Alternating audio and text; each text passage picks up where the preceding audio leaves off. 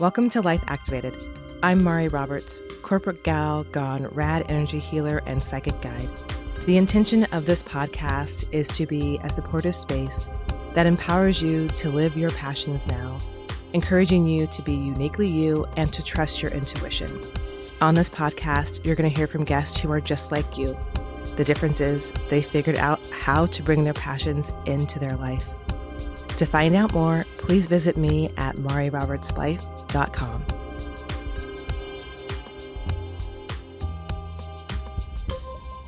This is a great day because we have a wonderful guest with us today. Today's guest is a past client who I know you are going to be so inspired by her story and who she is. Michelle Jaquish is here. I'm going to have her, as usual, do her introductions because I can introduce our guests, but the truth is I will not do them justice. So I'm going to hand it over to you, Michelle, to have you introduce yourself, and then we're going to jump into your story and who you are. Yeah, thanks, Mari. So my name is Michelle Jaquish. I use she, her pronouns. I am a Capricorn sun, Gemini moon, and Scorpio rising. Scorpio season was a fun time. I bet. I wear many hats these days. I am a therapist with her own private practice that is celebrating a little over a year in business now. I also just got done teaching for the first time ever a course at the University of Washington School of Social Work, which is where I got my master's degree in 2016.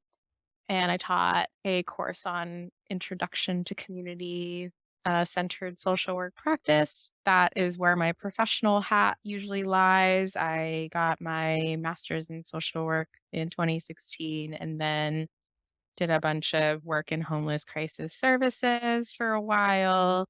Left that in 2021 and spent a year trying to figure out what I wanted to do. And therapy seemed like that was the way to go after so much experience in the field.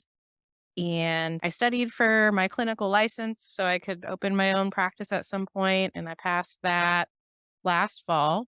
So, yeah, celebrating a lot of things this last year, for sure. I am also a Filipina American. My mom immigrated here almost 34 years ago. I will be 34 next month. That's amazing.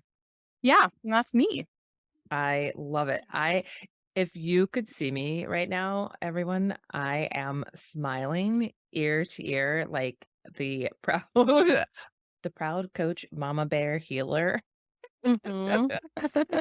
Because like I said, Michelle is a past client. So just being able to hear you speak about this and introduce yourself is so rewarding, from that, again, proud Baba Bear moment, because when we first started, your biggest goal was to get into your private practice and Mhm. to get your license. And Mhm. then what I love is I feel very lucky. I'm sure that this happens for other coaches and healers, but I do feel lucky that my clients stay in touch with me.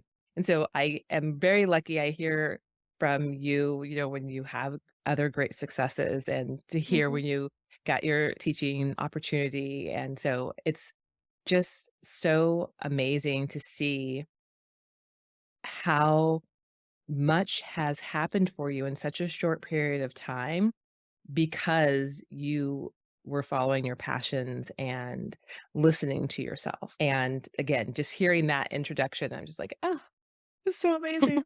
I'm proud of you. So Thank you. Thank amazing. you. Yeah, you did it all. You did it all. And also, I told Michelle beforehand, reminded her the intro. So you did so great introducing yourself with all of your details. And yes, Scorpio season was hard. This Scorpio season was Yeah, it's it was hard. it Lots was of something. emotions. It was something. I feel like it's still kind of lingering actually, to be Mhm. honest. I don't know if anyone's actually really talking about it, but I feel like it's lingering. Okay, so this is the card reading. This is the card from the Age of Shore, Guided by Spirit, second seasons, using the same deck. The card is Darkness, which is really cool. Hmm. And we'll Ooh, just kind that's of tap. pretty. I know her husband does all the graphics. So we'll tap in and see what the actual message is. And this is for you, it's for everyone, anyone who's listening at the time. So I just heard darkness. This is so funny. I just heard darkness is the light. It's like not to be afraid of. Within the darkness, we can find our truth. It's not about doing like shadow work in that sense. About like, it's almost like where you're not willing to see or to look for your real, like the real truth. The image I keep seeing is like deep in the depths of your soul and your heart, right? Is your truth, right? And so sometimes if you don't go in there to look, you won't ever see it, right? So it's just like going deeper in to see the truth. But that's where it exists. So I just heard, so sometimes you have to excavate a little bit more to get to it, but know it's there and it exists. You don't have to hide from it or run from it. Just allow it to be. And then I heard receive it with softness. It's like once you can receive it with softness, then it can be seen with like joy. Does that make sense? Mhm. It's almost as if you know there's another truth that's there, but it's Mhm. almost like you don't want to see it versus allowing yourself to see it, seeing it with softness, and then accepting it. And then in that you can experience that sense of joy instead of trying to hide from it or think that it's a bad thing. It's not bad. It's just allowing it to be seen. Ties really nicely into vulnerability. Yeah, it does, right? It really Mhm. does. Yeah, because that's not a bad thing or a scary thing. It's just Mhm. allowing it to be seen, like that softness. And even in that, there's like joy to be received. So yeah, that is the message with the darkness. If you could just talk to us about the journey to where you are. When we started working together, you were not in the best place. Mhm. I would say that you were where I was at that time when I was in my soul sucking job. You were in your Mhm. soul sucking job. So talk to us. Yeah. Yeah, share a little bit more about that feeling of, if you could, being out of alignment and how you came through that to where you are, if you could. Take us through the journey. Yeah. Yeah, I will start from when I took your first workshop. When was that? It was like Oh in gosh. 2019, early 2020, something like that. No, it was actually during the pandemic, sometime in 2020. Yeah. I had just taken FMLA after witnessing something at work that was not great. It was horrifying. And there was a lot of other kind of like grief going on in my community also around that time, just like with everyone. Yeah. And I was doing an essential worker's job. Like I was in person during the lockdown because we had to be, because, homeless people still needed help. And so when I decided to take FMLA, I took it for 2 weeks. And one of my friends, one of our good mutual friends, told me about your workshop. It was like something around burnout. I can't remember. And it was my first day taking FMLA, and I remember going to your workshop and, like, trying really hard not to bawl my eyes out because I was like, "I've never taken time off for medical reasons before. I don't know what this is like. I don't know what I'm gonna do with these 2 weeks." And it was in those 2 weeks that I spent a lot of time doing some body work, some, like, somatic stuff, going to the actual doctor to check myself out after not doing any of that, and really trying to do catch up on all the self-care that I wasn't able to do once the lockdown started, which, Mhm. that's almost like 6, 9 months of self-care that wasn't done. And then I felt really connected to you, and so we started our coaching journey, which, I went back to my burned out job and eventually left in, February of 2021 and was kinda doing therapy on the side, seeing a couple clients. I was like, "Oh, I really like this." Easier. And let's see, trying to remember. There's so much that happened in these last 2 years. Yeah. I had a couple of contract and like W-2 gigs as a therapist. Didn't have the best experiences working for others while also trying to rebuild my life outside of like a 9 to 5. Like a therapist's schedule looks very different when you're not under like a nonprofit or like a group practice. So I had to like a lot of learning. A lot Yeah. of learning around and change around my standard of living, change around having so much unstructured time and Mhm. not really knowing what to do with it. Lots of self-doubt because I wasn't getting a lot of clients when I was working at some of these group practices. I kept wondering why. Lots Mhm. of limitations due to, like, my licensure at the time, which was, like, not I wasn't fully licensed yet, so I was like, "Okay, gotta work on studying for this test." So, I turned in all my paperwork, sometime in, like, late 2020, fought with the Department of Health several times to make sure they had everything, and then got accepted to take the licensure exam, I wanna say last no, spring 2021, spent 4 months studying for that because Yeah. that's how my anxiety works, even though I probably didn't need that much time. So I studied for that, passed it, flying colors. As soon as I passed it and wrote LICSW on my resume, everybody wanted me to work for them. Mhm. Everybody. They're like, "We want you here. We want you in this company. We want you in that company." Like I had never seen so many employer like recruiters were almost like bugging me every day. Like it was kind of weird. And I stuck to my guns. I built my private practice, started marketing, told my friends. At the time, I literally didn't have a lot of money. So I was like, okay, like this is where I'm gonna make my money for now. And so lots of doubt and like, real financial scarcity for a while. Had to rely on the generosity of friends giving me money to pay for training that I wanted to be a better therapist. Had to pull together resources with my roommate and like share finances, which I hadn't done ever in a really Mhm. long time. And yeah, I mean, kind of fast forwarding a little, now I'm a year in business. I have like 28, 30 active clients. I'm taking like pretty much every kind of insurance except for Medicaid. And yeah, and also became a social work educator in the middle of all of that. Yeah. Yeah. And I think the piece there's so much to this and sort of taking some steps back, right? It was when we started working together, you had a vision, you knew Hmm. what you wanted to do, you knew what you didn't wanna do. You created together an outline of how you were gonna get there, and then it was a matter of starting to take these baby steps to get there. Hmm. Yeah. And you actually took the baby steps. I hope people are hearing is the baby steps are gonna look different for everyone, Hmm. and they can be scary still, but you Hmm. still took them, and not everything looked the way that you thought they was gonna look, right? Because I remember Hmm. when you went to some of those other, practices before you got your licensure, right?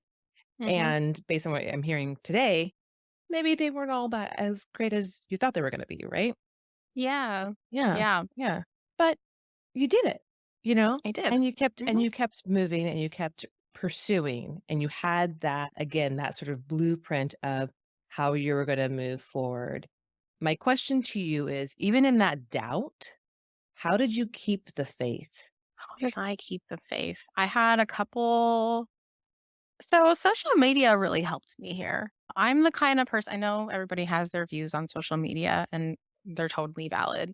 I'm a person that likes to bounce ideas off of people. I internally process and also externally process. And I did a lot of it over social media, Mm, and got a lot of deferring opinions from my peers. Like, well, you shouldn't really always talk about the bad things of starting a business. Like, but why not? Like, it's not all sunshine and rainbows. Like, being your own boss is hard. There are times where you make mistakes. Like, I totally fell for a scam this spring, like yeah. everybody did, and lost a bunch of money and was like, is this it? Is this the end of my business? Can I not do things correctly? And what I did was I told all my best friends. One of them started a GoFundMe for me. I was supposed to go on this retreat and almost didn't go, but all my friends are like, don't worry about it. We'll pay for you. You can pay us back later. I went. That retreat was like 4 days long. I came back. All that money I lost was raised from the crowdsourcing that my friends did. Hmm. And, even before that, I really wanted to get trained in EMDR therapy Yeah. and was like, it's a grand. And I'm like not even 6 months into my business. I have no idea how I'm going to pay for this, but I know that it's needed. And again, put out a crowdsourcing link, got real vulnerable with the I didn't have the money to pay for this and just shared it with all my friends. I raised over a grand in 4 days. Yeah. Hmm. So I was open to receiving. Yeah. And I just want to call that out because I think this is something that makes you so special. And hopefully people can hear this. And I mean, even I'm hearing this, right? And it's the humanness of being real Mhm, and remembering one, and, like, I actually been getting emotional. Your friends want you to succeed. mhm, The people who love you want you to do well, mhm, and they are going to support you, especially when they know that is what you are meant to do and that it is your calling, it is your passion. And in being vulnerable and sharing the truth is how it was so easy for them to support you.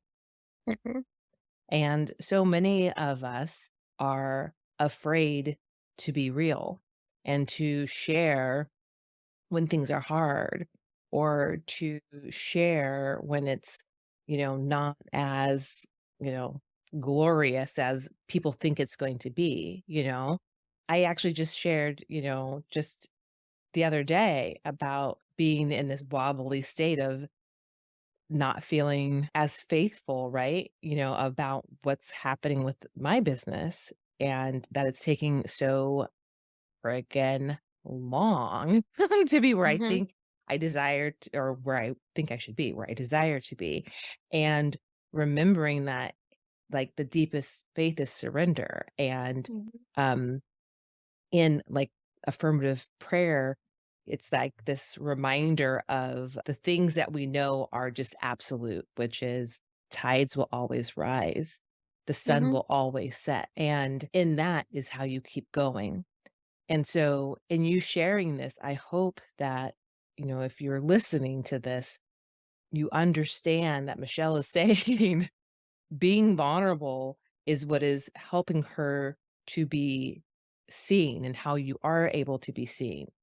And again, your friends, when they see you doing what you're supposed to be doing, like what your soul is calling you to do, they are going to support you no matter what.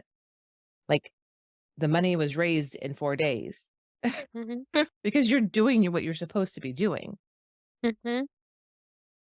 I guarantee you, if you were doing some like shady shit, the money would not be raised right away. Live life the way you want it. Step into everything you've imagined for yourself and your family. Freedom, joy, leadership, and most importantly, your legacy, the impact that you are here to leave in this world. The Life Activated course is here to help you reconnect with your purpose. This is an 8-week journey to give you the tools to access your inner GPS, the clarity to figure out how to get more meaning in your life, and the confidence to take action steps towards it. The truth is, you don't have to burn it all down to start over to find your purpose and your meaning. It is about connecting to what brings you joy and feeling balanced. It's naturally going to improve your relationships and your resonance. Through the Life Activated course, you are going to work through the 3-step method that I developed, allowing you to let go of everyone's expectations of you, any of those dang shoulds, and begin living full out, because honestly, you do not need to settle for a life that isn't aligned with your values and your desires. So now, through April 26th, you can sign up for the wait list for the Life Activated course, and you are going to get 40% off. That's the founder's coupon that you will be able to use when the course goes live. After April 26th, the course is going to be full price, and I don't want you to miss out on this. Go to the link in the show notes to get on that wait list, or you can go to marirobertslife.com and get on the wait list. All right, back to the show. And, let's also talk about scarcity. Lots of scarcity mindset in my first few months in business. Taking whatever client or contract came my way, I was like, I need money, I need it now, need it really, really quickly. And I'm not saying that was always a bad decision, but, I did say yes to things I probably should have said no to, Yeah. lowball offers for services for clients, Yeah. not charging my worth, which I still struggle with, but, I am doing my best. I did raise my rates That's good. after celebrating a year in business, and I'm going to raise them again every year the month that I opened my LLC, which was our PLLC, which was September. I will raise my rates every September. Like, Mhm. yep. Mhm. Very good. Yeah. And there's a couple other things I want to talk about. I do want to talk about the teaching, but I also forgot. I remember you told me something else really big, monumental happened this year. Um, hmm and you may kill me for saying this, but you also had on your goals to get your driver's license, Yeah. Yeah. And and you got your driver's license. I did. Huge. Huge. Everybody's on a different journey with that, right? What did I passed my test, I want to say in late October, early November. Yeah. That was a whole journey in itself. I remember last year around this time, just asking my friends for help with that, being like, I need practice driving help on a non traditional schedule. Help. Right. And I thought, again, the weather was not kind, but, I still tried to practice as much as I could. And I took the first time I took the test, which was last January, around on my actual birthday. It was terrible. I cried a lot and It I was left it. January in Washington. It's like, hello. Yeah. I failed and didn't pick it up after a while. And as soon as my business literally started picking up a lot more in August. I came back from a vacation and got 2 speaking gigs and had to start getting ready to teach, and also had tons of clients to see. I remember going to I had 2 speaking gigs in 1 week, and they were in different areas of town. And I was just like, all right, I'm just gonna take the bus, expensive Uber, whatever. And I and I came back from one of those gigs and I was like, wow, this isn't sustainable anymore. You can only write off so many Uber rides, right? So I was like, let's try and pick this back up again, but I need to do it differently. Mhm. Obviously, piecemeal practicing with friends isn't cutting it for me. What do I need to do? There's a driving school down the street from me. Let's figure out how they can help me here. So invested it in some money, put it on my credit card because again, my business is picking up, but I wasn't taking a lot in because, in your first couple years you don't make a lot of profit. And so I paid for that. I spent a whole month in October doing driving lessons and like practicing with friends in between. I I took the test again. I failed again. But this time around, I asked the proctor for feedback. I was like, what can I be doing better? And he could tell I was like really anxious, even though I did all the grounding, I did all the meditation, like saw my therapist, like I thought I was fine. Mhm. But there's something about, there's like a stranger that's evaluating you. Like that's not, how can that not produce anxiety? He was very, very compassionate towards me. And he basically said, hey, let me sign you up for a lesson with me, plus taking the driver's test in a couple of weeks. I normally don't have any slots in my schedule right now because it was like just before, I don't know, I can't remember. It's a busy time. The fall is a Yeah. busy time because, like, students are also trying to like get that stuff done too. So, out of the kindness of his art, scheduled me a lesson plus driver's test. So I felt more comfortable with the same guy I just did a lesson with who's also evaluating me, Yeah. and I passed. Yeah.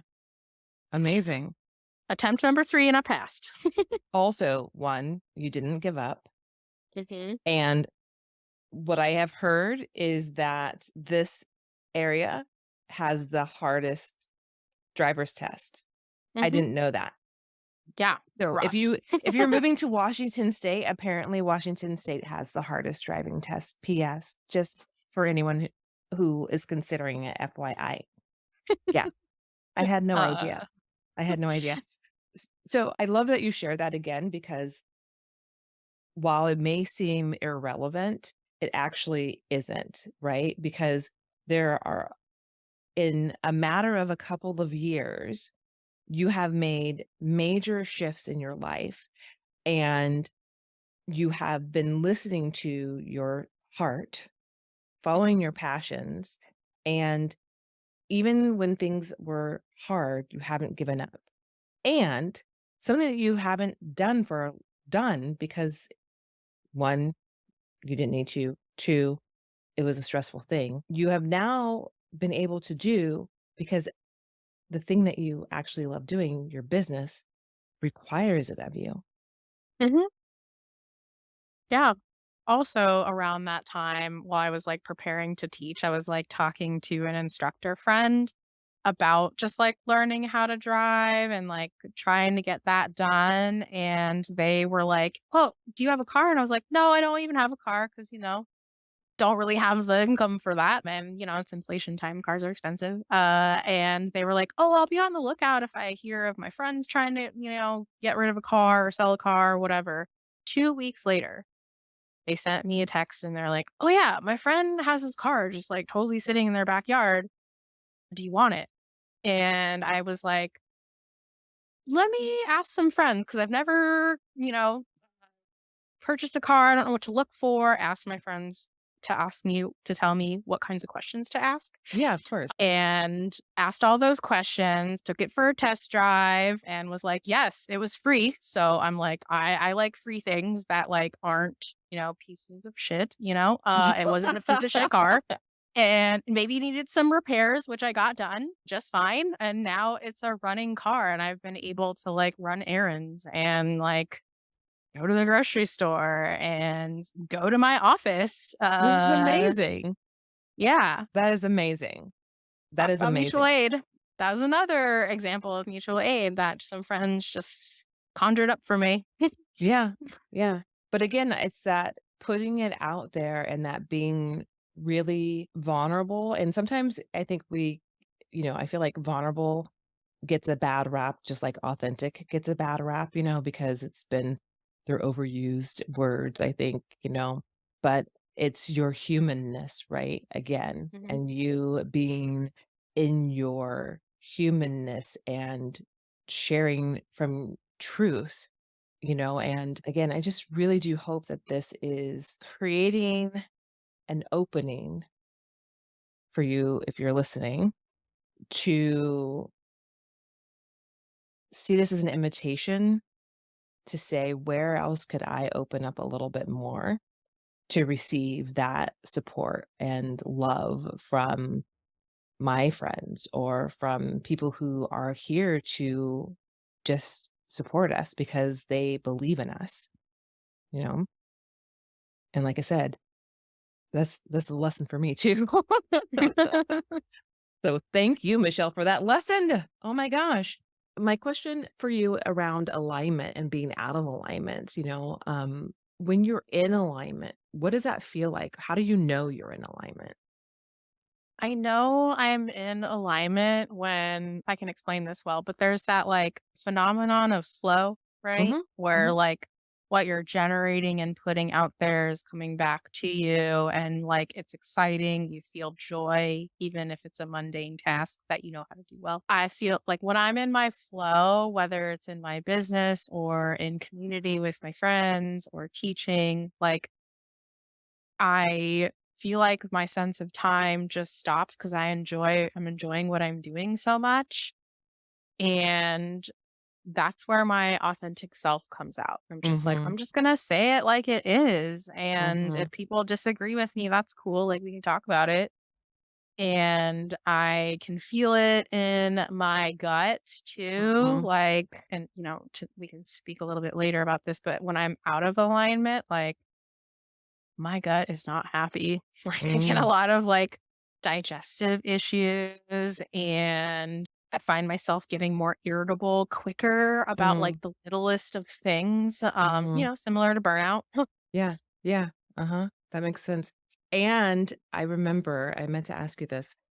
I remember when we were working together in that state of, like, doubt and sort of the uncertainty calling on your alter ego. Does your Mhm. alter ego come out more now, or do you feel like your alter ego has more of a place at the table? I'm curious about Oh, that. I yeah. just That's a good Yeah, question. I just I thought was about thinking that. I was thinking about that the other day when we agreed to do this. It's like, "Oh, yeah, that." Let me just think a little bit. So, my alter ego, I can't even remember who it was or if I gave it a name. You It was like But I badass, something badass. Oh, okay. I So, just thought about unstoppable it just now. Something badass, like that. something. Yeah. I It's a good question. I'm like, when I think about my alter ego, I think about some of the, like, performance artwork I used to do, Mhm, which also puts me in a state of flow when mhm, I am another way I show my authenticity. This was like before I started working with you, I think, but I didn't think I created a burlesque act because I was so angry about toilet paper hoarding at the start of the pandemic. So that was a thing I did. mhm. And yeah, when I'm able to be creative with the resources I have to make a statement, I think that's when my alter ego shows up. Yeah, that makes sense. That makes sense. It's something that I have been working on inviting my alter ego back out. Like, Hmm. she kind of went dormant. She's gone dormant, and I realized I'm like, "I need to bring her back out," because that alter ego can also help me, in Hmm. different phases of life, and so, for some reason, it came up in my thoughts when we were talking just now. I was like, "What about your alter ego? I wonder how she is in your life right now." And so, yeah, I was like, "Oh, let me ask you about the alter ego." I was gonna ask you another question, and my brain just went, "Bloop." Well, just to tie up the alter ego piece to this, another way it shows up is I obviously love to dress up a lot Yeah. and have had lots of comments thrown at me like, "Oh, it's kind of intimidating," or "That she really sticks out." bright colors. Whoa. And I remember having this conversation with a client a while back. And, as someone who's not who's also like a Filipino American and like considers herself part of the LGBTQIA spectrum, and I listened to this podcast a while back called Reclaiming Soul Work that really puts this statement in for me. Mhm. Adornment is ancestral practice. Mm, So the fact mm, that I like love to dress up and like wear things that have like spiritual meaning, even cultural meanings sometimes. That's how I'm just saying, like, this is who I am. This is where I come from. These are mhm, like the people that came before me. These are the symbols in my life that like ground me. That's like some of my woo stuff. mm. I love that. And that I think ties into how do you stay true to who you are, Mhm. and I think what I'd love to hear from you is even deeper, beyond just your dress and your style. How do you stay true to yourself? I think that's where my community comes in. They're really good about knowing my friends are really good about knowing when I'm not being myself. If I go for a while without engaging with my community, I know I'm not being myself. What else? The foundation of my household I've built here with my roommate and their dog is really essential to that. Yeah, if yeah, I don't know what else to say about that. That Stop makes there. sense. That makes sense. I like that. Yeah. It's the awareness that other people have that are close to you Mhm, when they see that you're sort of out of alignment, basically, right? mhm, Yeah. Yeah. When you're not being you in your essence in some form or fashion. Yeah. mhm. If I'm saying that correctly or restating that correctly. Yeah, yeah, Yeah. totally. Yeah. When you think about your sort of journey and, how far you have come, what would you want someone to know? Or what would you want, the person on the other side of this listening today to walk away with? If there was just like one thing that they could really kind of take away from hearing from you today. The first thing that came to mind was trust your process or trust the process. Know that that process is going to shift and that there will be things that kind of give you the momentum to shift it another way, even if that's a way you're not used to. Let's see what else. You're not alone. Like, I know that's kind of like a bit cheesy to say, but you're actually not alone. Ever since I have launched this private practice and have been vocal in my social media and community about what I'm doing, there are people that are literally hit me up and ask me how to start opening their own private practices. And even if they are in how they go about learning how to be a therapist if they come from a, crisis services background or a community health background. Like I have a lot of people asking me this, Mhm, which mhm. I was very surprised by. And yeah, like I was talking, someone took me out to lunch just wanting to pick my brain. Mm, mhm.